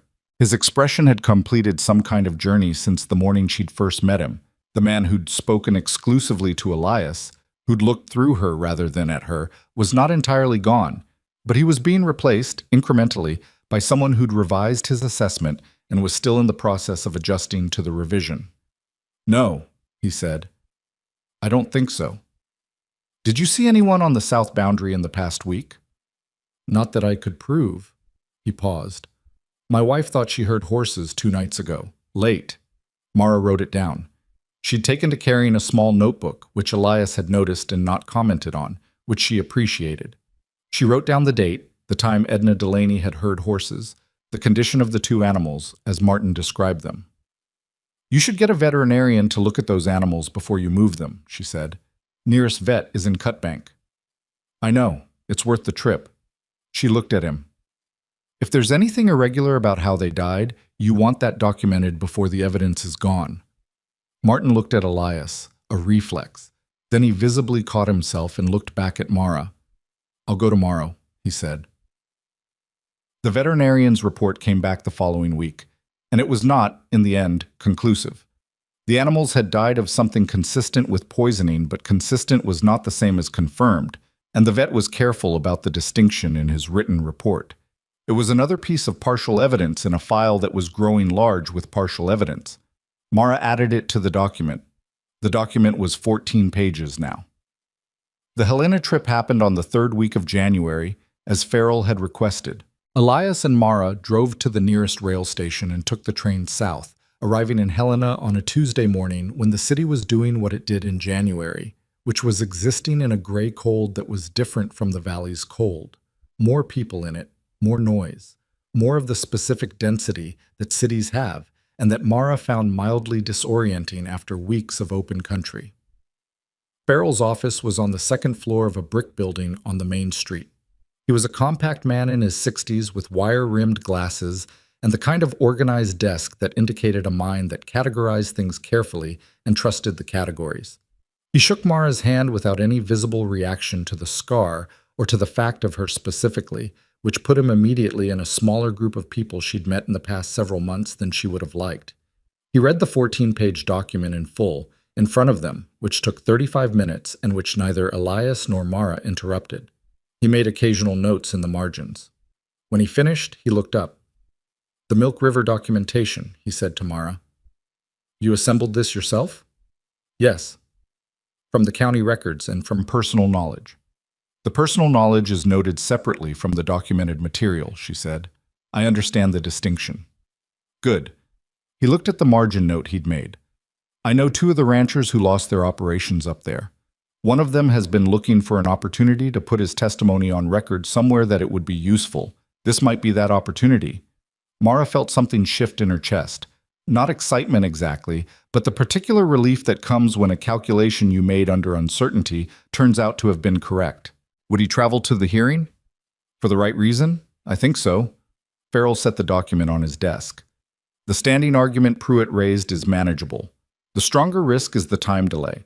They'll try to push the hearing past the spring filing deadline, because if the easement gets approved before the hearing concludes, the challenge structure changes significantly. He looked at Elias. I'm going to request an expedited hearing date. It'll be contested. They'll argue against it. Be prepared for that to be a fight of its own. How much time do we have? Elias said. The filing deadline is April 14th. I want the hearing no later than the 1st week of April. He took his glasses off and cleaned them, which seemed to be what he did when he was thinking. Mr. Voss, I want to be straightforward with you. This is winnable. The pattern of evidence is strong enough, but Pruitt is not a fool and Crane has resources. They will bring arguments we haven't anticipated. The hearing will not go smoothly. Things rarely do, Elias said. Farrell looked at him. Then he looked at Mara. Who's been managing the documentation of this case? Mara has, Elias said. Then I'd like her to be present at the hearing, Farrell said. Not as a witness, necessarily, but available. There will be moments when I need to know immediately whether a claim they make is consistent with what's in the record. I'll be there, Mara said. They took the train back to Harlan's Crossing that evening, and the ride was quiet in the way that rides are after a day that has covered a lot of ground. The landscape was dark outside the window, and the car was warm, and Elias fell asleep somewhere south of the city, in the way that people who work very hard fall asleep in warm places, completely, without the gradual concession that lighter sleepers make. Mara looked out the window at the dark, and thought about the hearing and what Farrell had said about arguments they hadn't anticipated, which was the thing she was least comfortable with. She'd spent weeks building the case from what she could see and what she could trace and what she could prove. But the nature of things you haven't anticipated was that you hadn't anticipated them, and there was a specific anxiety in that which she couldn't fully reason away. She thought about Falk's visit to the ranch, about the way he'd said someone's been giving you inaccurate information, about the way he'd looked at her when she'd stepped into the doorway. Not the dismissal she'd expected, but something closer to recalibration. He hadn't expected her to be as far along as she was. That was either an advantage, or it meant he was going to adjust his approach, and she wasn't yet sure which. She thought about Walt making coffee, about Martin Delaney looking at her instead of Elias, about Tom Birch saying the woman without dismissiveness, because his father had given him a description, and the description was accurate, and Tom was a practical young man who used accurate descriptions. Small things. She kept them. The train pulled into the station, and Elias woke with the abruptness of a man who'd learned to come fully alert quickly, a skill of working life. He looked at her. "We're back," she said. "How long was I?" 2 hours, roughly. He straightened and rubbed his face and looked like a man who'd slept 2 hours on a train, which was what he was. "Did you sleep?" "No." "You should have." "I was thinking." He looked at her in the dim light of the car. "And?" "I want to go back to the county seat before the hearing," she said. "There's one more filing I want to look at. A property transfer from 4 years ago. Land that changed hands on the eastern edge of the valley. I noticed it in the records when I was there the second time, but I didn't pull it because I was focused on the easements." She paused. "I think it might be Falk buying access before he started the filing process. If it is, it establishes the timeline earlier than what we currently have." Elias looked at her for a moment. Outside, the station was doing what stations did. People moving, a cart being loaded, noise and purpose. "When do you want to go?" he said. "End of the week," she said. "Before the weather turns again." He nodded once. They stood up and gathered their coats and walked out into the cold of the station platform, and she could see his breath and hers in the lamplight, and the cold was clean and direct, and she realized, not afraid of what was coming. She was alert to it. She was prepared to work on it. Those were not the same as unafraid, but they were close enough to be useful. The document, when she'd added the property transfer 3 days later, was 17 pages. Farrell had it by the first week of February. He wrote back, a letter this time, not a telegram, which indicated he had more to say than a telegram allowed. He confirmed the expedited hearing request had been filed. He confirmed that the Milk River rancher, a man named Earl Sutton, had agreed to provide a deposition and was prepared to travel to the hearing if required. He confirmed that the property transfer Mara had found established a clear preparatory timeline that significantly strengthened the pattern argument. He also wrote, at the end of the letter, "Miss Whitlock's work on the documentation is, in my experience, unusually thorough. The case is stronger than most I've seen assembled without formal legal training. Please convey that to her." Elias read the letter at the kitchen table, and then he handed it across to Mara without comment, in the same way he'd handed her the telegram months ago, and she read it and set it on the table. "He's a careful man," she said. "He wouldn't say that if he didn't mean it." "No," Elias said. "He wouldn't." Walt, from the chair by the stove, said nothing. But he'd been reading the same page of the same almanac for 40 minutes, and she was fairly certain he wasn't reading it at all. The hearing was set for the first week of April. It was now the middle of February. They had 6 weeks, which was either enough time or not, and she'd know which when she was standing in the hearing room in Cutbank, with Farrell beside her and the 17-page document in her hand, facing whatever Pruitt and Crane and Falk had prepared on the other side. 6 weeks of Montana winter left. 6 weeks of the life she'd built here, in a kitchen she'd come to know well, on a property she could navigate by memory, with a man who'd shaken her hand at a gate and asked her to look at a piece of ground and trusted what she'd seen there. She picked up the letter and read Farrell's last line again, not because she needed the reassurance. She'd trusted the work since the beginning, had built it carefully enough to trust, but because there was a particular sensation in being told, plainly, by a person withstanding to judge it, that the thing you'd built was solid. She filed it away. She'd need to keep it, she thought. She never knew what was going to be useful. The 6 weeks between February and April moved the way hard waiting always moves, not slowly exactly, but with a quality of resistance, as though each day had more friction in it than usual. Mara used the time the way she used most things, deliberately. She read through the 17-page document so many times that she could locate any specific claim within it by approximate page without looking at the index. She corresponded with Farrell twice more by letter, answering his questions about sourcing and filling in 2 gaps he'd identified in the property transfer timeline. She made a second copy of everything by hand, the full document, the Agnes reproduction of the margin notation, Tom Birch's written testimony, and kept the copy in a separate location from the original, which was a habit she'd developed in Wyoming after learning the hard way that single copies of important things had a tendency to disappear when the people who wanted them gone knew where to look. She said nothing to Elias about the second copy. He would have agreed it was sensible. She just didn't want to explain the history behind the habit. The ranch ran its February business around her. The cattle had come through the worst of the winter with losses that were, given everything, manageable. 4 animals, none of them from the blizzard night. All of them older stock that had been borderline going into the cold months. The spring on the north slope continued to perform exactly as she'd predicted, feeding the north pasture channel through the freeze when the creek ran down to a trickle.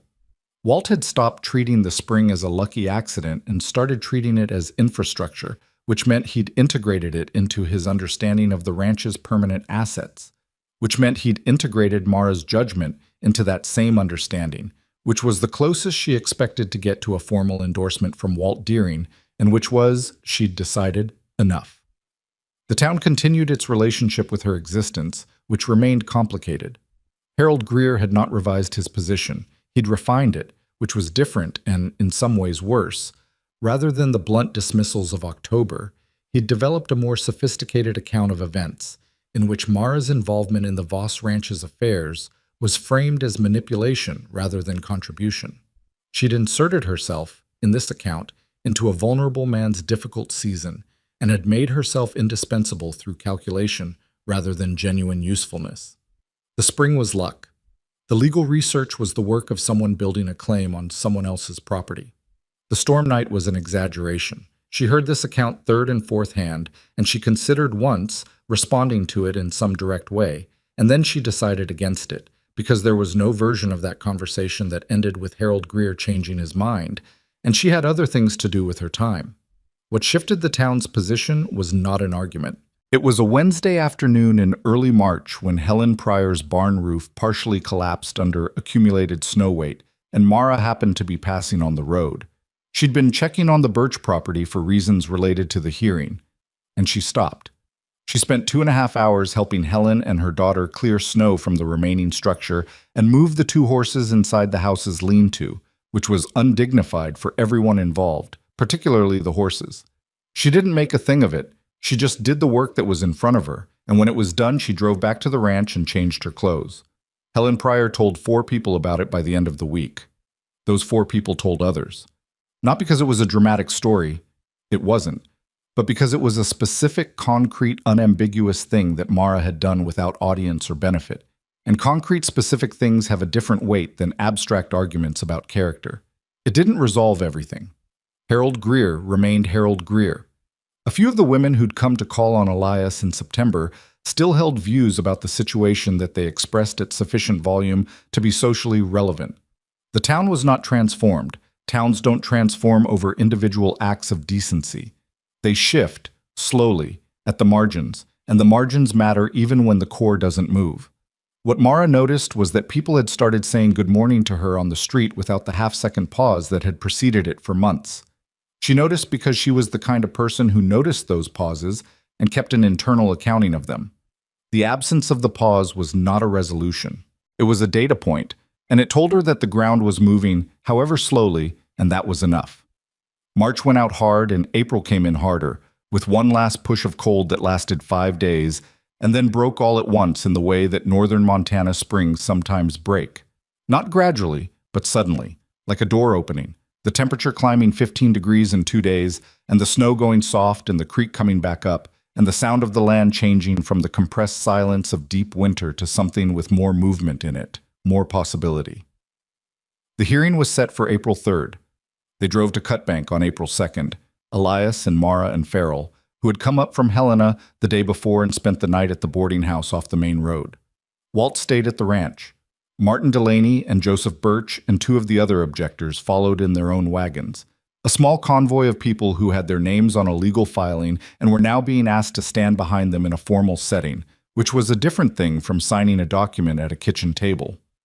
Earl Sutton arrived from the Milk River District by train on the evening of April 2nd. He was a weathered man in his late 60s, thin in the specific way of people who'd lost weight they didn't have to spare. And he walked with a slight hitch in his left hip that Mara suspected was old and not something he talked about. He shook Farrell's hand and then he looked at Mara, and Farrell introduced her, and Sutton said, "You're the one who found the Pruitt connection." "Yes," she said. He looked at her for a moment in the same way that people who've lived hard lives sometimes look at other people who've lived hard lives, a mutual recognition, unspoken, that doesn't require elaboration. "Good," he said. That was all. That evening, in the small room at the boarding house where Farrell had laid out the documents on a table, they went through the case one last time. Farrell walked each piece of evidence, each argument, each anticipated counter. He was thorough and methodical and occasionally sharp in the way that sharp minds get when they're close to the thing they've been preparing for. He explained what Pruitt would likely do: challenge the standing argument first, then attempt to separate the Milk River precedent as legally irrelevant, then question the evidentiary standard of the margin notation. "The notation is our most vulnerable piece," Farrell said. "It's handwriting. It's a partial name. Pruitt will argue it could mean anything." "Agnes can testify to the chain of custody of the document," Mara said. "She's the one who retrieved it. She can confirm the notation was present when she first processed the filing, before any of us had seen it." Farrell looked at her. "Have you already asked her?" "I asked her in February," Mara said. "She said yes." Farrell was quiet for a moment. Then he made a note. "Good," he said, with the same economy that Sutton had used, and Mara thought that precise, unelaborated good was probably the best professional compliment she was going to receive in this room, and she received it accordingly. Elias, sitting across the table, caught her eye and said nothing. He didn't need to.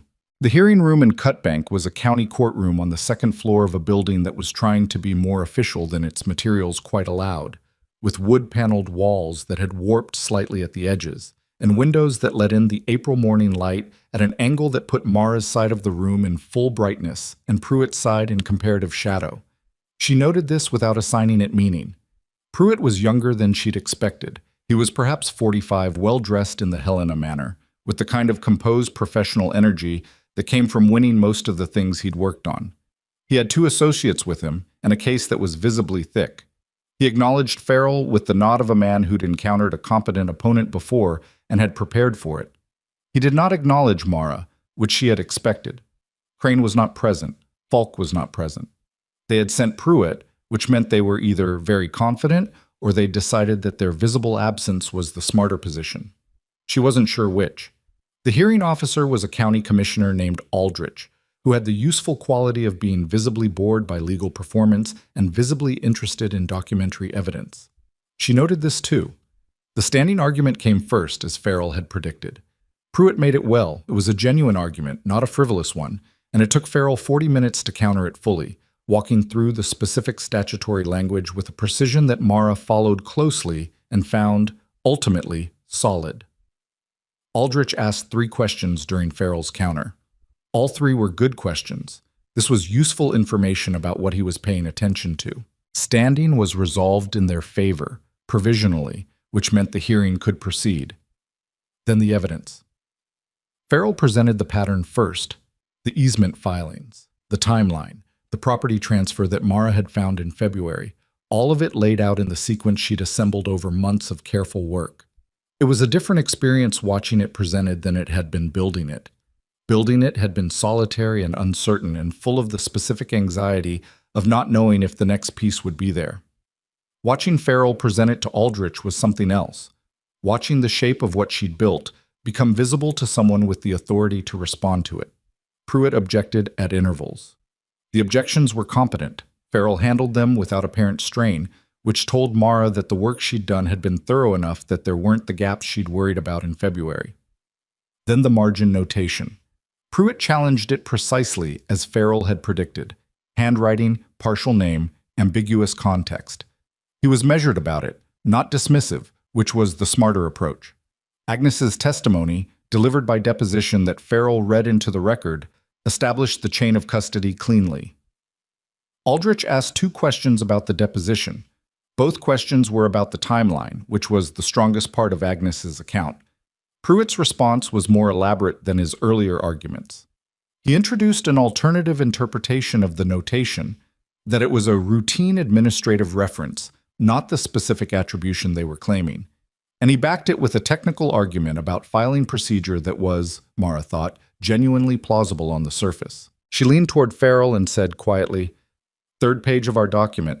The notation's position in the margin is outside the standard administrative area for that filing type. Agnes's deposition mentions it, but doesn't emphasize it." Farrell looked at her. Then he looked at the page. He found it in approximately 4 seconds, which told her he'd read the document as thoroughly as she had. He made a note and waited for Pruitt to finish. When he countered, he used exactly that point.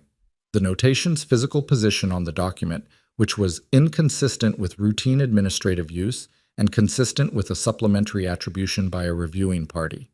It was a specific, technical, verifiable point, and it visibly landed with Aldrich, who wrote something down and underlined it. Pruitt adjusted. He was good at adjusting. His next argument shifted away from the notation and toward the relevance question. Even granting everything Farrell claimed about the filing history and the Pruitt connection, was there a legal basis to deny the easement? The corridor existed. The water flowed through it. Western Basin Holdings had a legitimate interest in infrastructure development. This was the moment Sutton testified. He stood at the front of the room and he spoke for 40 minutes, and he spoke without notes, which Mara hadn't expected and which turned out to be more powerful than prepared testimony, because it had the texture of a man remembering something that had happened to him rather than a witness reciting a record.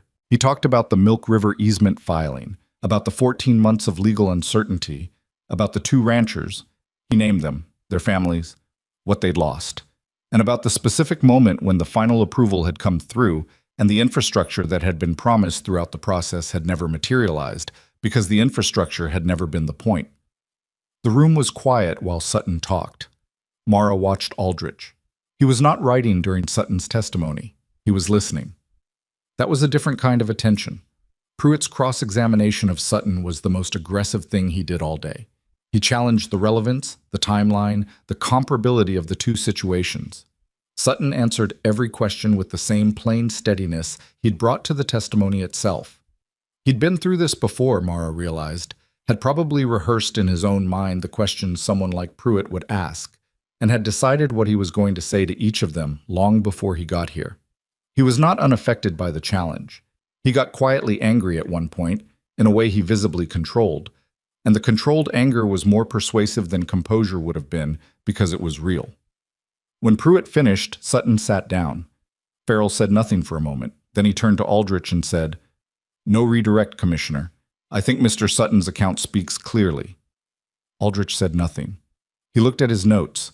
Lunch was a recess of 90 minutes during which Pruitt and his associates went somewhere private, and Farrell sat with Mara and Elias and the objectors in a room at the back of the building that smelled of old wood and pipe smoke and had 3 chairs for 7 people, which nobody remarked on. Sutton was there. Sutton.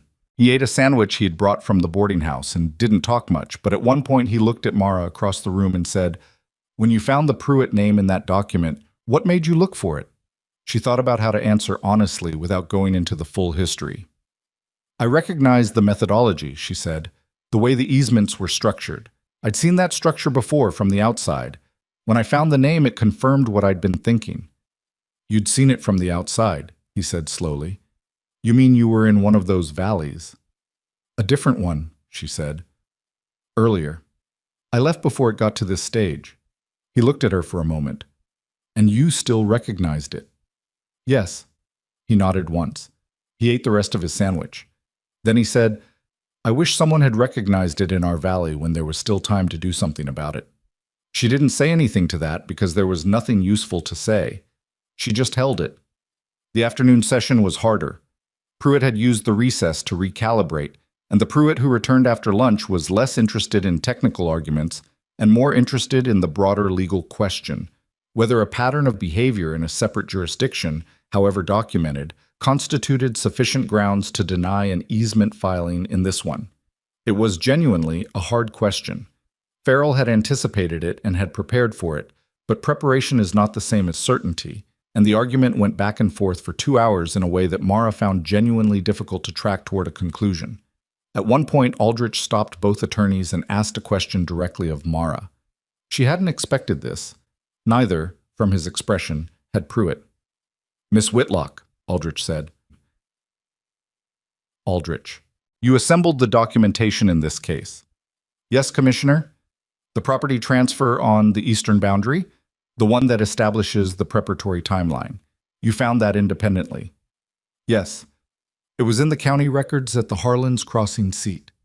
Before or after you identified the easement pattern? After the first visit, I went back a second time specifically to look for it. Aldrich looked at her over his glasses. What made you think it would be there? She considered. The easement filing started 2 years ago, but the methodology, the way the corridor claims were structured, suggested someone who'd already thought through the valley's water geography before they started filing. That kind of preparation usually requires physical access to the land. A property acquisition on the eastern boundary would explain how they got that access without announcing their intentions. She paused. I thought if I looked, I'd find it. And you did. 14 feet instead of 11, she said. Aldrich's expression shifted slightly, something that might have been the beginning of a smile on a face that was clearly not accustomed to them in official settings. I'm sorry? A private reference, she said. Yes, I found it. Aldrich looked at his notes again. Pruitt's composure had developed a specific quality during this exchange that Mara recognized. It was the composure of a man who has just understood that the situation is more unfavorable than he'd assessed. The hearing concluded at 4:30 in the afternoon.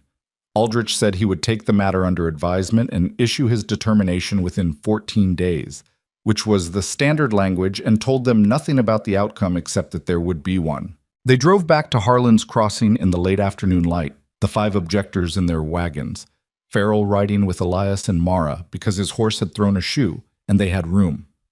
Sutton had gone directly to the station to catch the evening train north, and Mara had shaken his hand at the courthouse steps, and he'd held it for a moment longer than a handshake required, and then let go and walked away. And she thought about the Milk River Valley and the 2 ranchers whose names he'd said, and felt the weight of what had been done to them and what had not been done to the people in this valley. And the difference between those 2 outcomes was, in part, a consequence of her having been here and having looked. She wasn't comfortable calling that a clean thing. There was nothing clean about it. But it was true. Farrell, in the wagon, said he thought the hearing had gone well. How well? Elias said. Well enough that I expect a favorable determination, Farrell said carefully. I don't promise outcomes in advance, but Aldrich's question suggested he was tracking the pattern argument, which is the strongest thing we have. And Sutton's testimony was, I've worked with professional witnesses who were less effective. He lost his operation, Mara said. That tends to clarify what you want to say. Farrell looked at her. Yes, he said. It does. The determination came on April 15th, one day after the filing deadline, which Mara noted without being able to tell if it was deliberate or coincidental. Aldrich denied the easement application on the grounds of insufficient demonstration of legitimate infrastructure intent, citing the Milk River parallel methodology as a relevant pattern and the documentary evidence assembled by the objectors as sufficient to shift the evidentiary burden. The denial was complete, not a modification, not a conditional approval, a full denial. Western Basin Holdings would need to refile from the beginning if they wanted to pursue any claim in the valley's water corridor, and any refiling would be reviewed against the pattern now on record. Agnes sent a copy to the ranch before Elias had even made it to the county seat to check the mail. She sent it without being asked, via a neighbor who was driving in the right direction, with a brief note in her own handwriting that said, "Thought you'd want to know promptly."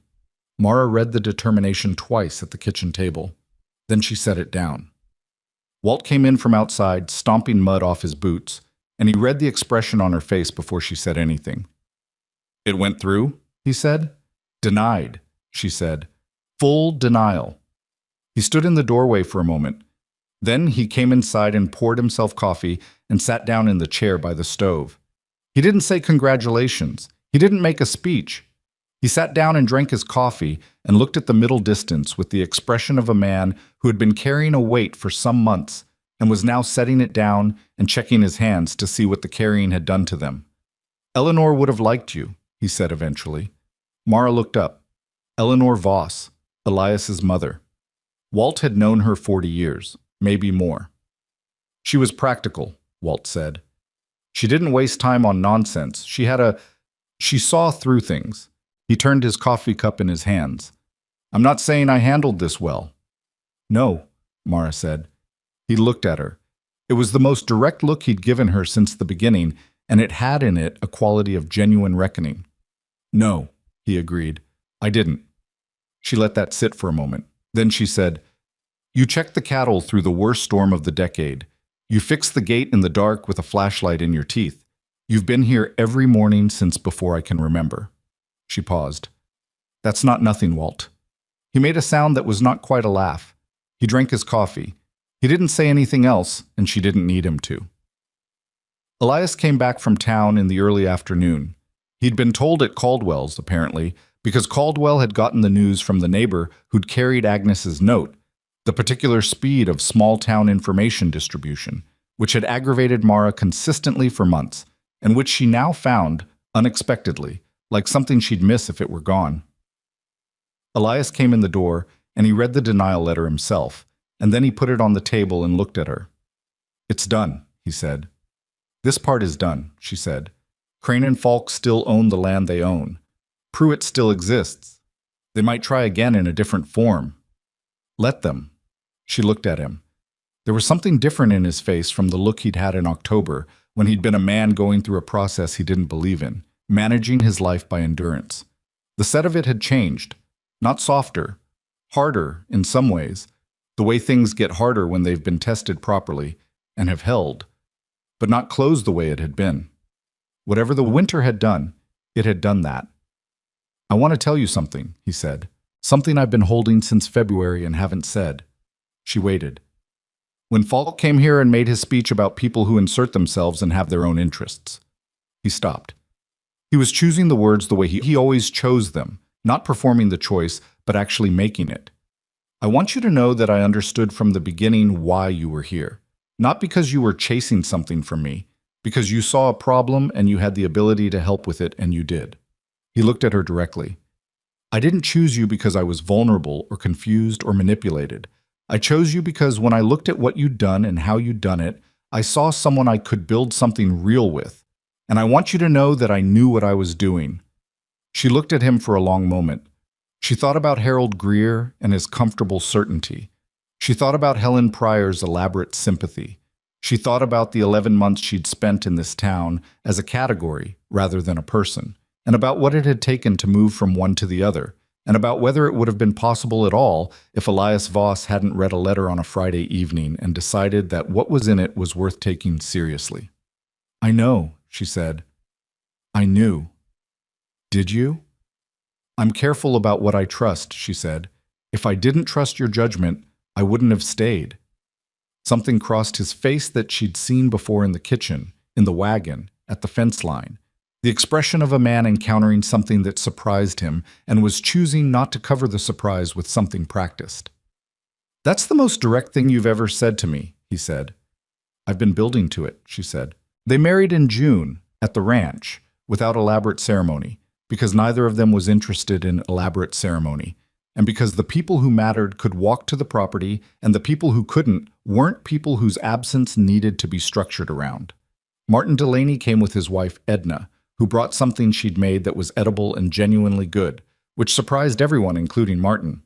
Joseph Birch came and brought his son Tom, who had grown a few inches of confidence since the blizzard, and shook Mara's hand with the specific satisfaction of a young man who'd done the right thing in a hard situation and was still feeling the rightness of it. Walt stood at the edge of things and held a cup he didn't drink from and looked at the proceedings with an expression that was, if you knew him, the equivalent of a standing ovation. Agnes from the county clerk's office sent a card. That was unexpected, and it mattered more than some of the things that weren't unexpected. Harold Greer was not there. He had not been invited, and his absence was not, in the way of a small community, invisible. He would remain in Harlan's Crossing holding his position because some people hold their positions until the end, regardless of the evidence against them. And the world makes room for that the same way it makes room for everything else that it can't entirely fix. She thought about that sometimes, not with bitterness, but with the realistic acknowledgement that belonging to a place didn't require everyone in that place to welcome you. It required enough people to. And she had enough. The ranch's first full season under their partnership was better than the previous year, which had been a bad year, so the comparison wasn't fully informative. But the specific improvements were real and traceable. The spring on the North Slope performed through a drier than average summer, demonstrating its value in conditions different from the ones it had been built for. The feed system Mara had restructured in the winter held through the summer grazing rotations and came into fall in better shape than Walt had seen in a decade, which he mentioned once, briefly, and didn't mention again, but which Mara added to her private accounting of things that were working. Farrell wrote in September to say that Western Basin Holdings had made no new filings anywhere in the region, which he attributed in part to the Harlan's Crossing denial, being on record in the county system, and therefore discoverable by anyone doing due diligence before investing in a similar operation elsewhere. He wrote that Earl Sutton had sent him a letter expressing satisfaction with the outcome, and that 2 of the other Milk River ranchers had read about the denial in the Helena paper and had written to ask about the documentation process, because there were other valleys they worried about. She wrote back to Farrell and said she was happy to correspond with the Milk River ranchers about what she'd done and how she'd done it, and that they should feel free to share her name and address. 3 of them wrote to her. She answered all 3 letters in full. This is the thing she understood by then, the thing that the winter and the hearing and the 17-page document and the spring at 14 feet had taught her in the specific way that experience teaches things. Not as lessons you can write down cleanly, but as changes in how you see the ground under you. The people who had dismissed her had done it so effortlessly because they'd been taught to read certain signals as indicators of worth. A scar. The wrong clothes. No husband, no family name, no visible claim on anything. Those signals were not arbitrary. They came from somewhere, from a long history of decisions about who mattered and who didn't. And changing those signals for one person in one valley was not changing the system that produced them. She knew that. She wasn't naive about what she'd accomplished and what she hadn't. But she also knew this. There were things that had been done and could not be undone. The spring was in the ground. The document was in the county record. Sutton's testimony was in the hearing transcript. The easement had been denied.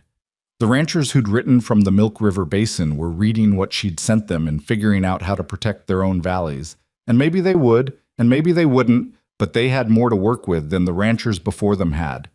You do what you can see to do. You do it as well as you can. You document it, and you hand it to the next person who needs it. And you don't pretend that makes you whole or that the world has been fixed. But you also don't pretend it doesn't matter, because it does. And the people who told you it didn't were wrong about that the same way they were wrong about you.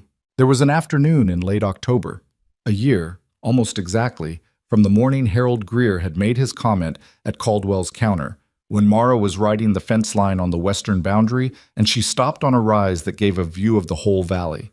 The grass had gone tawny with the fall, and the creek was running at a good level, better than the previous October, because they'd managed the upper pasture differently and the water table was slowly recovering. She could see the Delaney farm from there and the roof of the Birch property beyond it, and in the far distance the ridge that marked where the valley stopped being the valley. She sat on the horse and looked at it for a while. The horse was patient. It was one of the things she liked about this particular animal. It had no opinions about how long you stayed anywhere. She thought about Billings, and before that Wyoming, and all the places that had not held her. She thought about arriving in Harlan's Crossing with a suitcase and a month's rent and a set of skills nobody had asked for. She thought about walking a letter to a gate and handing it to a hired hand without knowing if it would ever be read. She thought about what it meant to belong to something, not to be accepted by it. Accepted was what happened when you met someone else's criteria. Belonging was something you built with your hands in the ground, with your name on documents, with your presence in the hard moments when the presence cost you something. You couldn't be granted belonging. You could only accumulate it slowly through the work. She'd accumulated enough. The horse shifted under her, ready to move on. She let it. She rode back towards the ranch in the late afternoon light. The valley spread out behind her and the house ahead. Smoke from the kitchen chimney going straight up in the still air. Elias somewhere inside doing whatever he was doing. Walt somewhere near the barn doing what Walt always did. The North Spring running in its channel under the cold ground. The cattle in the pasture. The fence line solid under the last of the October sun. It was not a perfect life. It had not been a smooth road to get here, and the road ahead would have its own hard stretches, because the land was not merciful, and the winters were not short, and people did not change as fast as you needed them to. There would be more Harold Greers. There would be more days when the work didn't go the way the calculations said it should. There would be difficulty, the ordinary accumulated difficulty of a life in hard country, and she would meet it the same way she'd met everything else. Not without fear, not without the specific ache of things that cost her, but with her eyes open and her hands ready and her memory intact. That was enough. More than enough. She rode the last stretch home in the quiet, and the smoke from the chimney was the first thing she saw and the last thing she looked at before she came through the gate. And both times it meant the same thing, which was that the fire was burning and someone had built it and she was coming back to it, and it was hers. You do what you can see to do. You do it as well as you can. You document it, and you hand it to the next person who needs it, and you don't pretend that makes you whole or that the world has been fixed. But you also don't pretend it doesn't matter, because it does. And the people who told you it didn't were wrong about that, the same way they were wrong about you. There was an afternoon in late October, a year, almost exactly, from the morning Harold Greer had made his comment at Caldwell's counter. When Mara was riding the fence line on the western boundary, and she stopped on a rise that gave a view of the whole valley.